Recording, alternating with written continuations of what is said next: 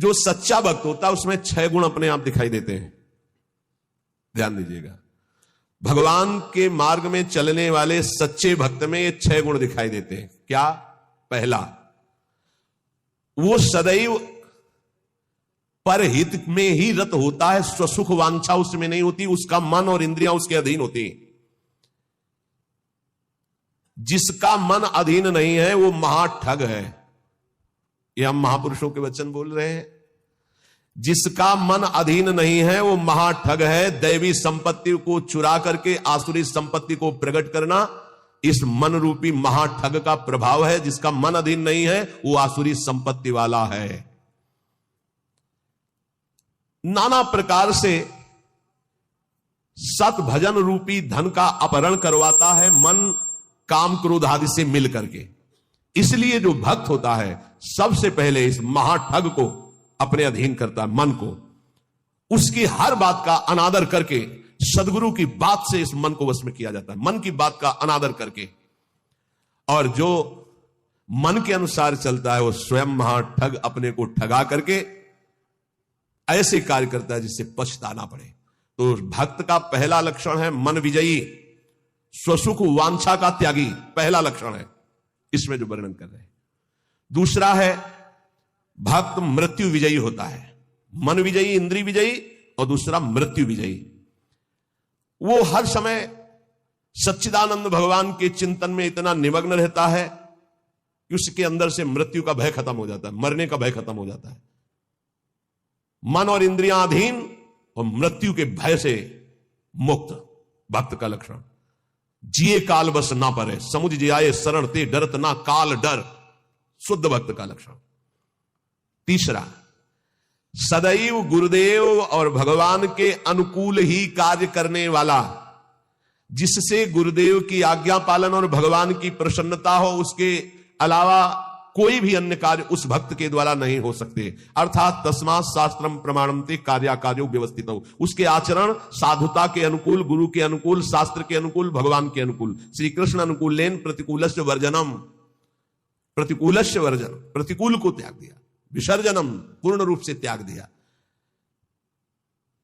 पहला है मन और इंद्रियों को वश में करने वाला। अगर मन और इंद्रियों को वश में नहीं किया तो महाठग होगा, क्योंकि मन बहुत ठगी है। वो सारी दैवी संपदा को चुराकर आसुरी संपदा प्रकाशित करता है, इसलिए उसका स्वभाव ठगी हो जाएगा। जो मन और इंद्रियों को वश में नहीं किया, ठगी का मतलब पाखंड, बाहर से बड़ा और अंदर से पोला, अंदर से वही काम क्रोध लोभ मोह मद की प्रवृत्तियां, वही धन, वही भोग वासनाएं। बाना कुछ और है और आचरण कुछ और है। दूसरा है मृत्यु पर विजय प्राप्त की, मृत्यु के भय का नाश हो गया, वही भक्त है। पहला लक्षण शरणागति में आता है निर्भय, मृत्यु का भी भय खत्म हो गया है। तो जो साधक है वो चल रहा है, लेकिन वो मृत्यु से थोड़ी डरता है, वो तो चल रहा है प्रभु की तरफ। और जो प्रभु का भक्त हो चुका है उसके अंदर मृत्यु का भय कैसे होगा।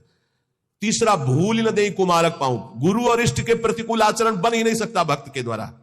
वो सदैव गुरुदेव की आज्ञा और इष्ट देव की प्रसन्नता पर ध्यान रखकर कार्य करता है। चौथा, सदैव देखता रहता है कि मेरे गुरुदेव, मेरे इष्ट देव मुझे देख रहे हैं, मैं जो भी आचरण कर रहा हूं मेरे गुरुदेव देख रहे हैं, मेरे इष्ट देव देख रहे हैं। एक शिष्य बनने के लिए 2 लोग गए, गुरु ने दोनों को तरबूजे दिए, कहा एक तुम जाओ ऐसी जगह से अमनिया करो जहां कोई देख ना रहा हो, ऐसी जगह जाके काटो जहां कोई देख ना रहा हो। एक आए, थोड़ी देर में काट के बैठ गए, बोले उसको भी आ जाने दो। शाम तक घुमा, लौट के ऐसे ही पूरा रख दिया, जिससे अमनिया की हुई बैठे थे उनसे पूछा कि तुम बहुत जल्दी आ गए अमनिया करके, कहां? बोले प्रभु एक ऐसे एकांत स्थल में गया, आसपास देखा कोई नहीं था, चिड़िया भी नहीं थी, वहां से काट के ले आए। अच्छा, आप क्यों नहीं शाम तक घूमते रहे? बोले प्रभु मुझे कोई ऐसा स्थान नहीं दिखाई दिया जहां आप न हो। आपने कहा था कोई न हो, तो मुझे कोई ऐसा स्थान नहीं दिखाई दिया, क्योंकि अखंड मंडलाकारम व्याप्तम येन चराचरम, आप चराचर में व्याप्त मेरे गुरुदेव हैं, मेरे गुरुदेव देख रहे हैं। इसलिए आपने कहा था कोई ना देख रहा हो, तो प्रभु हर समय आप मुझे दिखाई दे रहे थे, इसलिए मैंने कहा। तो जो काट लिए थे उनसे कहा कि तुम तरबूज पाओ और निकल लो, तो तुम्हारी दीक्षा नहीं होगी। और जो नहीं काटे थे उनसे कहा तुम दीक्षा के अधिकारी हो।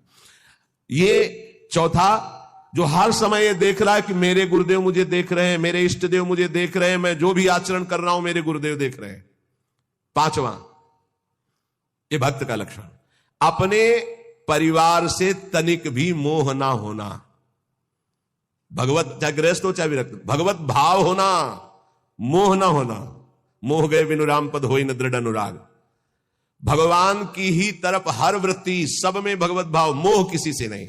और छठवां, महान दुख विपत्ति को आदर पूर्वक मुस्कुरा कर सहना। समझ में आ रहा? ये है भक्त के लक्षण। महान दुख, जो गुरु भक्त होता है उसमें दया, नम्रता, साधुओं से प्रेम, दंभ शून्यता, असंगता, निष्कामता, तीव्र वैराग्य, शांति, एकांतवास, केवल भगवान से संबंध, ये 10 बातें जागृत हो जाती हैं जो ये गुरु की शरणागति लेकर के आराधना करता है। सज्जन, साधुजन, भक्तजन उसे ही